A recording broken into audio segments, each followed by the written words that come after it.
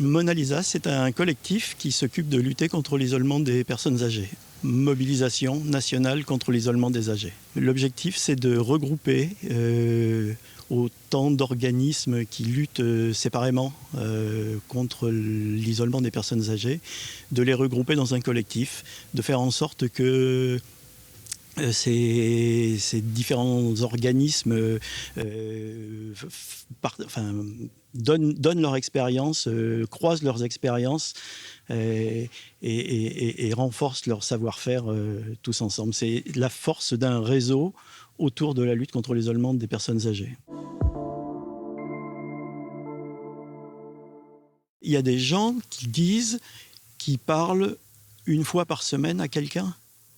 Il y a des gens qui disent, moi je parle à mes plantes, je parle et je vois plus le facteur. Voilà. C'est une personne vraiment isolée, c'est des gens qui peuvent passer plusieurs semaines sans rencontrer personne, de temps en temps un commerçant, et encore, et encore. Il y a des gens, il n'y a pas le repas qui est porté à domicile, c'est vraiment des personnes très isolées, quoi.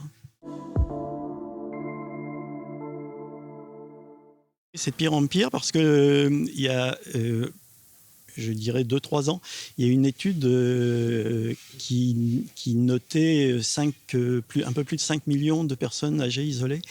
Et il est très vraisemblable que la période compliquée sanitairement qu'on vient de vivre a amplifié ce phénomène d'isolement, quoi.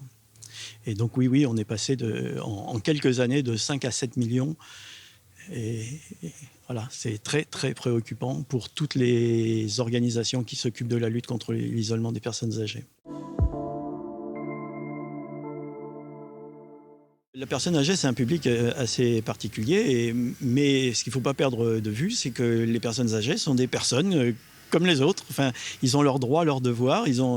Et donc, ce que l'on explique dans ces formations, c'est que on doit avoir une certaine attitude, pas être ni trop intrusif, respecter la personne âgée, respecter la personne tout simplement, et rappeler aux gens que la personne âgée, c'est pas une personne diminuée ou pas particulièrement diminuée, et qu'on doit être respectueux de l'humain. C'est essentiellement ça qu'on fait passer dans les formations.